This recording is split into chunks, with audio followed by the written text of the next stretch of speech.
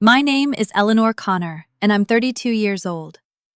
Until a month ago, I believed I had already met the man I would spend the rest of my life with. I had pictured us growing older in the same house, arguing over paint colors, planning vacations we could barely afford, and eventually laughing about how nervous I had been the night I proposed to him. Now, whenever I think about that future, it feels like remembering a movie I never actually lived. I met Ethan Carter 2 years ago at a Christmas party hosted by our mutual friend, Mason. Mason and I had known each other since high school, and Ethan worked for him at the time. I almost didn't attend. Work had been brutal that week, and all I wanted was takeout, a blanket, and silence. Mason refused to let me stay home. "You're 32, Eleanor, not 82, he said over the phone. "Come have one drink, meet some people, live a little." So I went.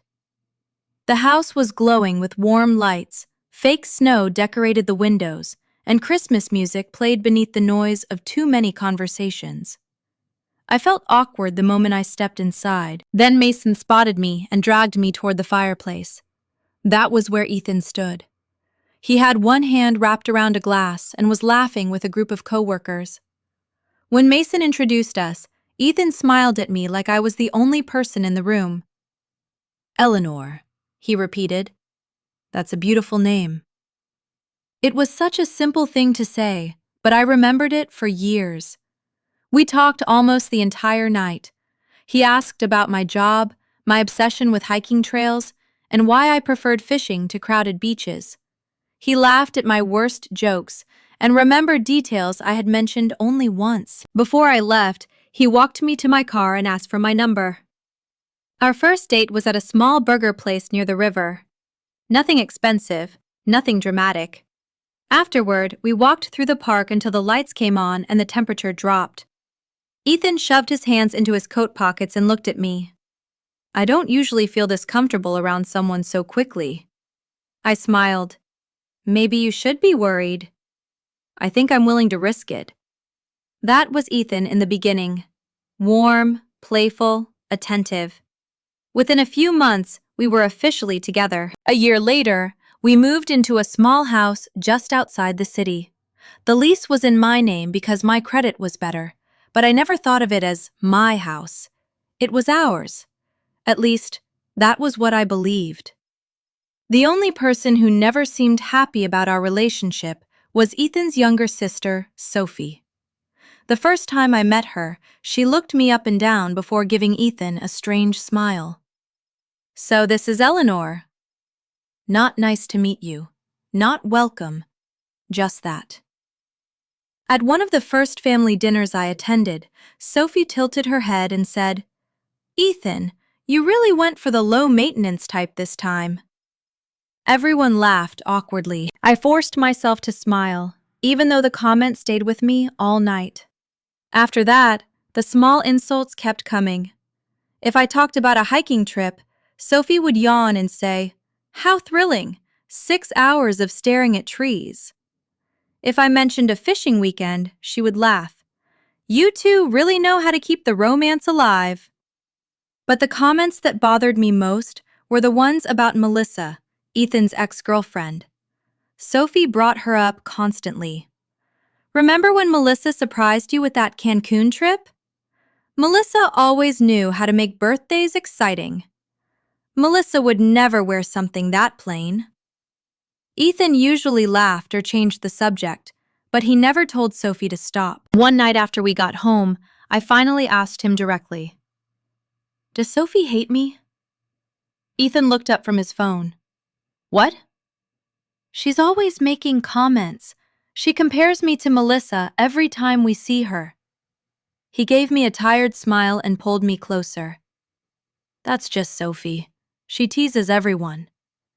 "She doesn't tease everyone the way she teases me."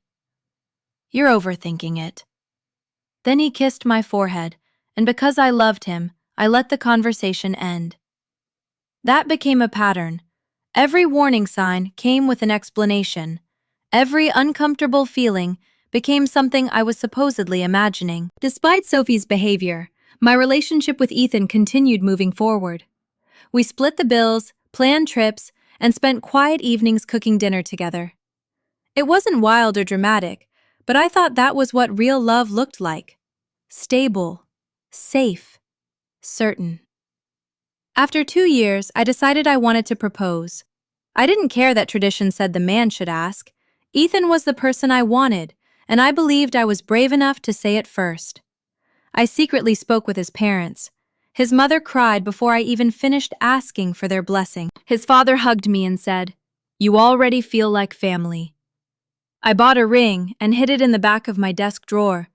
Mason agreed to help me propose at his Christmas party, in the exact place where Ethan and I had met. I rehearsed what I would say. I imagined Ethan crying. I imagined Sophie finally realizing I wasn't temporary. What I didn't know was that Ethan already understood I was planning something. And while I was preparing to ask him for forever, he was deciding how long he could keep lying to me. About a month before Christmas, some friends invited me on a weekend fishing trip near the lake. I packed my SUV early Saturday morning with a tent, cooler, food, and enough gear for 2 days. Ethan stood in the doorway wearing sweatpants, his arms crossed. "You're really leaving me alone all weekend?" "It's 2 nights." He pouted. "Still." I kissed him. "You'll survive." He smiled, but something about the expression felt distant. At the time, I blamed it on irritation. An hour into the drive, I realized I had forgotten my tackle box in the garage. It was brand new, filled with expensive lures and hooks. Ethan had given it to me for my birthday. I considered continuing without it, but I knew my friends would tease me, and replacing everything would cost too much. So I turned around. Ethan had told me he would be shopping with Sophie. I expected the house to be empty. When I pulled into the driveway around 3 that afternoon, Ethan's car was parked outside. I assumed their plans had changed. I walked in quietly, already thinking about how quickly I could grab the box and get back on the road. The moment I stepped inside, something felt wrong. The house was still, but voices drifted from the living room. Then laughter. Not ordinary laughter, the kind people use when someone else is the joke. I heard Sophie first. "You're seriously telling me she still hasn't noticed?" Ethan laughed. "Of course not. Eleanor doesn't notice anything unless it's right in front of her. She's too busy with her little hobbies." I froze halfway down the hall. My hand tightened around my keys. Sophie continued. "I still don't understand how you stay with her. She's probably the most boring woman you've ever dated." "She's safe," Ethan replied. Safe. The word hit me harder than an insult. Sophie laughed. "Safe is what people choose when they've given up." There was a pause. Then she asked, "Melissa is still seeing you, right?" My stomach twisted. Ethan answered softly, but I heard every word. "I didn't plan for it to happen.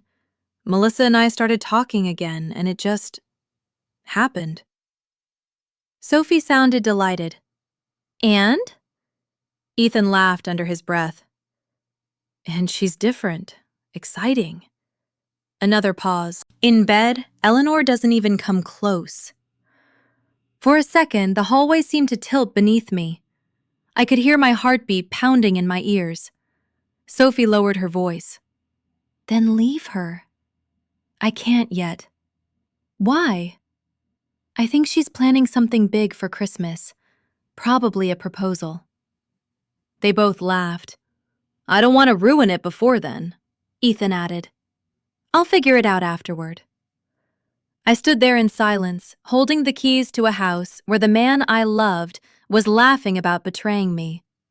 I wanted to storm into the room. I wanted to scream his name and watch the color drain from his face. Instead, I turned around. I walked back toward the front door as quietly as I could, but the hinge creaked when I opened it. Behind me, Ethan called out, "Eleanor, is that you?" I didn't answer. I stepped outside, closed the door, and got into my SUV. My phone began ringing before I reached the end of the street. I kept driving. I didn't go to the lake. I drove for hours without knowing where I was headed, tears slipping down my face, while Ethan's words replayed in my mind. Safe, boring, clueless. By nightfall, I checked into a roadside motel and turned off my phone. I sat on the edge of the bed, still wearing my coat, staring at the ring box I had taken from my purse that morning, because I planned to show Mason during the trip. I opened it once. The diamond caught the yellow motel light. Then I closed it. That was the moment my heartbreak changed into something colder. Ethan still believed I was the woman who noticed nothing. He had no idea I had heard everything. And I decided I wasn't going to confront him until I was ready to take back every part of my life he thought he could keep. The motel room was silent, except for the old air conditioner humming against the wall. I barely slept.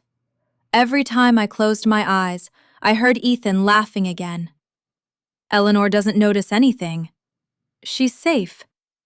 Melissa is different. In bed, Eleanor doesn't even come close. I must have replayed those sentences hundreds of times before sunrise. Oddly enough, once the initial shock faded, something else took its place. Clarity. For the first time in 2 years, I stopped making excuses for him. The gym sessions that suddenly became 4 nights a week, the last-minute dinners with coworkers, the shopping trips with Sophie that always seemed to last until midnight, the phone he had started carrying everywhere, even into the bathroom, the way he smiled at messages before turning the screen away whenever I walked into the room. Every memory suddenly rearranged itself into a picture I should have recognized months earlier. I wasn't crazy.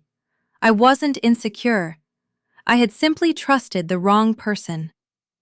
Around noon, I finally turned my phone on. It exploded with notifications. 23 missed calls, 38 text messages, voicemails. Most were from Ethan. "Where are you? I thought I heard someone come home. Please answer me. I'm getting worried." Then, as the hours passed, the tone changed. "Why aren't you answering? Are you okay? Please call me." I stared at the screen for nearly a minute before switching the phone off again. He deserved uncertainty. He deserved one night wondering where I had gone. Exactly the way I had spent an entire night wondering how long he'd been betraying me. The following afternoon, I drove back to the house. Ethan's car wasn't there. Perfect. I unlocked the front door and stood in the living room for several seconds. Everything looked exactly the same. The couch where we'd watched movies. The kitchen where we'd cooked dinner together. The hallway where I'd overheard my entire future collapsing. For a moment, my knees nearly gave out. Then I inhaled deeply. "No more," I whispered to myself. I walked into the spare bedroom and grabbed every large trash bag I could find. I started in our bedroom. His clothes, his shoes, his jackets, his watch collection, his gaming headset, his toiletries. Everything that obviously belonged to Ethan went into the bags. I wasn't angry anymore. I wasn't throwing things. I folded his clothes, wrapped fragile items carefully. The calmness surprised even me. It felt less like revenge and more like surgery, removing something poisonous before it spread any further. 3 hours later, every one of Ethan's belongings sat neatly on the front porch. I looked around the house. It already felt lighter. Then I called the locksmith who had changed the locks the previous year after we'd moved in. "I need every exterior lock replaced today." "No problem," he replied.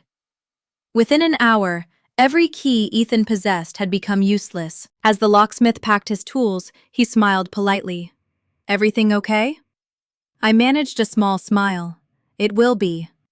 Once he left, I found a sheet of paper from my desk. I thought about writing pages, explaining everything I'd heard, telling him exactly how he'd destroyed me. Instead, I wrote only 6 words. "You know what you did. Don't contact me."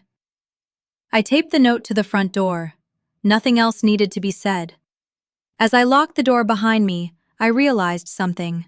The keys felt different in my hand, not because they were new, because they were mine again. Instead of staying home, I packed a small overnight bag and drove 5 hours to a quiet retreat center tucked into the mountains. No television, barely any phone signal. Just forests, walking trails, and silence. Exactly what I needed. During those 2 days, I walked for hours without speaking to anyone. Sometimes I cried. Sometimes I laughed at how blind I'd been. Mostly, I thought about the woman I wanted to become after Ethan. Not the woman before him. Not the woman during him. After him. When I finally turned my phone on again, the notifications nearly froze the screen. More than 80 missed calls, dozens of text messages, most from Ethan. "Eleanor, please. Why are my things outside? Please let me explain. Whatever you think happened, it isn't what it looks like." That message almost made me laugh. I had heard him confess. What exactly wasn't what it looked like? Then came another. "Please answer me. I love you. Love." The word no longer meant anything coming from him. There were also messages from unknown numbers. One belonged to Sophie. "You're being dramatic. Relationships have rough patches. At least let Ethan explain himself." I blocked the number immediately. An hour later, another unknown number appeared. Another message from Sophie. "You're throwing away 2 years over one conversation?" Blocked. Again. The next morning, I finally answered one call. Mason. "Eleanor?" he asked carefully. "You okay?" His voice nearly broke me. "I'm getting there." "Ethan's been calling everyone. He's losing his mind." I stayed quiet. "He says you disappeared." I heard him. Silence. "What do you mean?" So I told him. Everything. Walking back into the house, the laughter, Melissa, every cruel sentence, every word. Mason didn't interrupt once. When I finished, I heard him exhale slowly. "I honestly don't know what to say." "I do," I answered quietly. "It's over." "No," Mason replied. "I mean, it's over for him." For the first time in days, someone wasn't asking me to forgive. They weren't asking me to listen. They weren't asking me to understand. Mason simply believed me. "I'm proud of you," he finally said. "You walked away, instead of letting him manipulate you." That sentence stayed with me, because he was right. If I'd confronted Ethan that afternoon, he would have cried, denied everything, blamed Sophie, blamed alcohol, blamed confusion, maybe even blamed me. Instead, he came home to packed bags and locked doors. No performance, no audience, no chance to rewrite history. After ending the call, I realized there was one conversation left that needed to happen. Ethan's parents deserved the truth. His mother answered on the second ring. "Eleanor! Honey, we've been worried sick. Ethan said you've disappeared."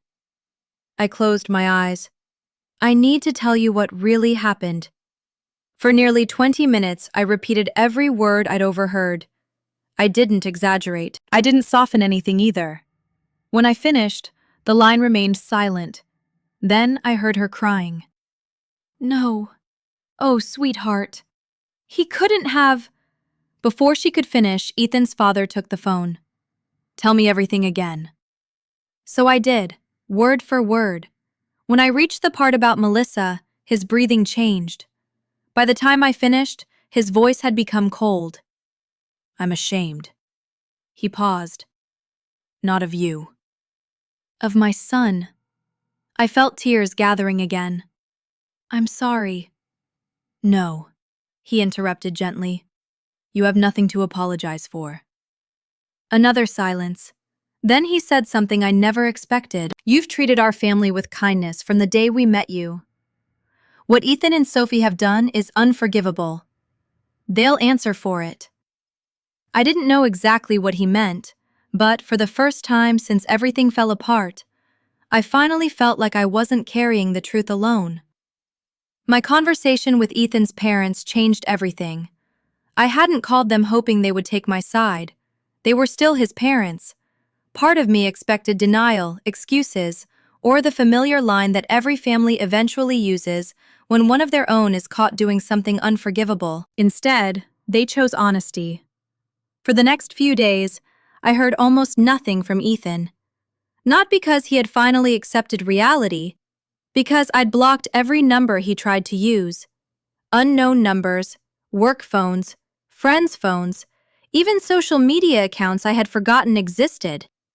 Every message carried the same desperate tone. Please let me explain. It wasn't what you think. Melissa meant nothing. I love you. The words felt empty now. Love wasn't something you whispered after getting caught. It was something you proved before anyone was watching. A few mornings later, Mason called again. You sitting down? He asked. I am now. Ethan doesn't work here anymore.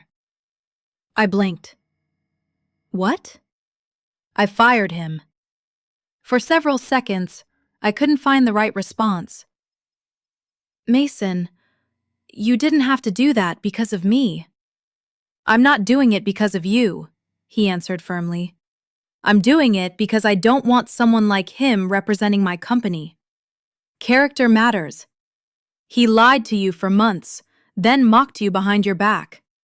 That's not someone I trust. After hanging up, I sat quietly in my kitchen. I wasn't celebrating.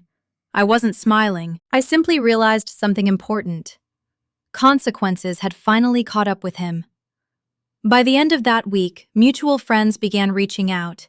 Apparently, Ethan had been telling everyone I had overreacted, that I threw him out before giving him a chance to explain. For a short while, some people believed him. Then Mason told them the truth. His parents confirmed it. The story spread exactly as it had happened, not the version Ethan wanted, the real one. One by one, people stopped answering his calls. Invitations disappeared. Friends quietly distanced themselves. The image he had worked so hard to protect collapsed faster than either of us expected. Sophie didn't escape the fallout either. Her parents cut her off financially. No more monthly transfers. No more emergency money. No more rescuing her whenever she found herself in trouble. According to Mason, Ethan's father had looked both of his children in the eye and said, "If this is who you've chosen to become, you'll learn to live with the consequences without our help." For the first time in years, they actually meant it. Ironically, Ethan moved into Sophie's apartment after I changed the locks. That arrangement lasted less than 3 weeks. Living with someone who spends every waking hour blaming everyone else apparently became exhausting. One evening, Mason laughed while telling me the latest update. Sophie finally threw him out. What happened? She told him she's tired of listening to him cry about losing you. I looked out my kitchen window. Months earlier, hearing that would have made me feel victorious. Instead, I just felt finished. The anger was disappearing, not because Ethan deserved forgiveness, because he no longer deserved space inside my mind. A week before Christmas, Mason sent me another message. You're still coming to the party, right? I stared at the screen for a long time. That party was where Ethan and I had met. It was also where I had planned to ask him to marry me. Part of me wanted to stay home forever, but another part asked a simple question. Why should I surrender a happy memory to someone who destroyed it? So I went. Mason's house looked almost exactly the way it had 2 years earlier. Lights covered the roof. The enormous Christmas tree stood in the same corner. Holiday music drifted through every room. Only this time, I walked through the front door alone, and somehow I felt stronger than I ever had standing beside Ethan. Friends greeted me with hugs. People smiled instead of whispering. For the first time in weeks, I laughed without forcing it. Then the front door opened. Every conversation stopped. Ethan stood there. He looked nothing like the confident man I'd loved. His beard had grown unevenly. Dark circles framed his eyes. His clothes looked wrinkled. He scanned the room until he found me. Eleanor. Mason stepped between us immediately. What are you doing here? I just need 5 minutes. You weren't invited. I know, his voice cracked. Please. The room remained completely silent. Every guest watched, waiting. Old Eleanor would have walked away. Old Eleanor would have hidden in another room. But that woman had disappeared the afternoon she stood in our hallway, listening to the truth. It's okay, I said quietly. I'll hear him. Mason looked uncertain. You sure? I nodded. Ethan walked toward me slowly, stopping several feet away. His hands trembled. I've made the biggest mistake of my life. I didn't answer. I know saying I'm sorry isn't enough. It isn't, I replied calmly. He swallowed. Melissa meant nothing. I almost smiled. You know what's interesting? He looked confused. I've heard that sentence so many times from people who cheat.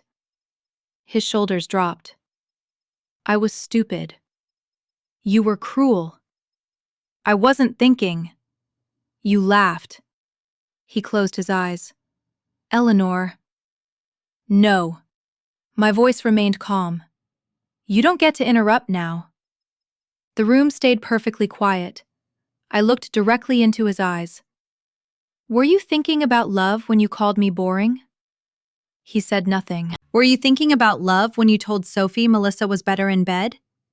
His face turned pale. Were you thinking about love when you decided to wait until after Christmas because you suspected I was going to propose? Tears rolled down his cheeks. I never stopped loving you. I shook my head. No. You stopped respecting me long before you stopped pretending to love me. His breathing became uneven. I've lost everything.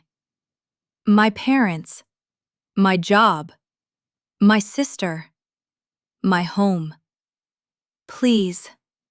I have no one left. I stepped back. And whose decision caused that? He couldn't answer because we both already knew. None of it happened because I packed his belongings. None of it happened because I changed the locks. It happened because every choice he made eventually led him here, alone. Mason finally walked beside me. I think we're done. 2 of our friends quietly escorted Ethan toward the front door. He looked back one last time. I didn't. The music slowly started again. People returned to their conversations. Someone handed me a mug of hot chocolate. I stood beside the Christmas tree where Ethan and I had first met, realizing something I never thought possible. He hadn't ruined Christmas. He hadn't ruined my future. He had simply removed himself from it.